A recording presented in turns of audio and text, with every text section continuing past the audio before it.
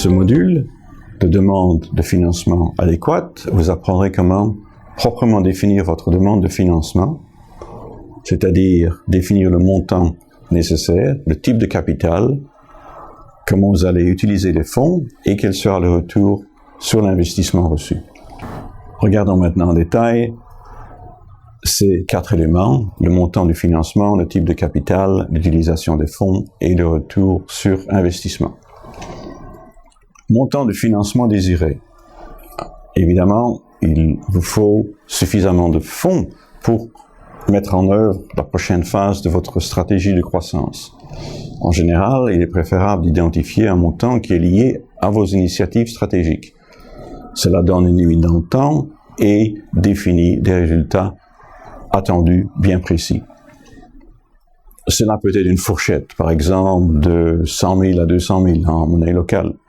Mais dans ce cas, vous devez expliquer comment votre entreprise sera différente dans le scénario de 100 000 monnaie locale, ainsi que dans le second scénario de 200 000 en monnaie locale. Il existe différents types de capital. Donation, prêt bonifié, prêt conventionnel, action.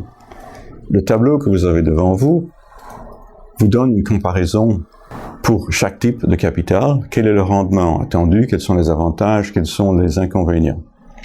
Et je vous invite à le consulter. Utilisation des fonds. La question qui se pose est qu'allez-vous faire avec cet argent? Il est donc nécessaire de donner une projection financière détaillée et descriptive de la façon dont les fonds seront utilisés et utilisés en relation avec votre croissance de base. Quels sont les fonds de roulement? Quelle est la dette associée aux actifs? Également en relation avec vos initiatives stratégiques. Quels sont les fonds nécessaires pour les nouveaux produits ou les nouveaux services? Pour augmenter la capacité de production ou de service? Pour agrandir la portée régionale? Pour améliorer l'infrastructure?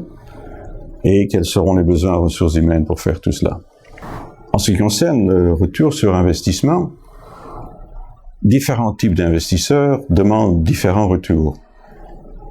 Dans le cas de l'impact social, cet impact social doit être documenté.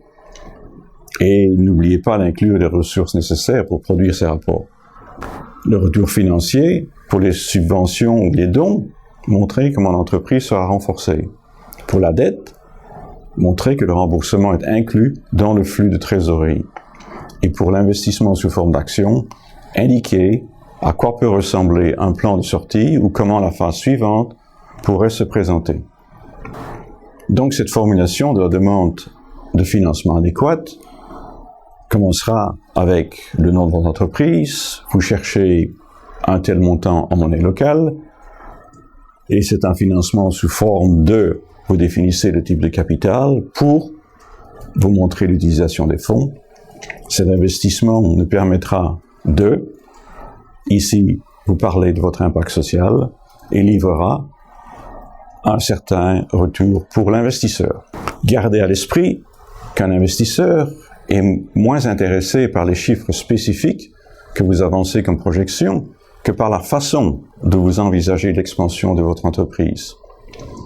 La préparation de ces projections vous aidera à identifier l'infrastructure dont vous avez besoin pour croître. Par exemple, à quel moment avez-vous besoin de plus d'employés, de nouveaux équipements ou d'installations pour la production, de nouveaux systèmes informatiques? Assurez-vous que vous projetez suffisamment de capitaux extérieurs afin de garder votre solde au-dessus de zéro, et ce, à tout moment.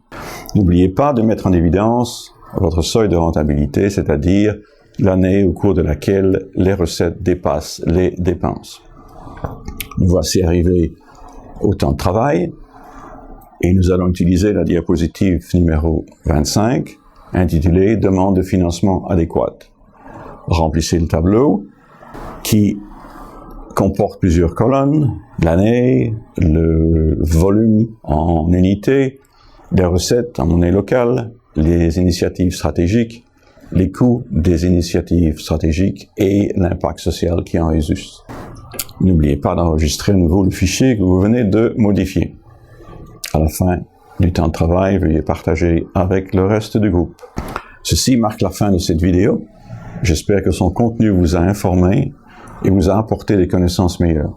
Je vous donne rendez-vous dans une prochaine vidéo du Centre Miller. À bientôt.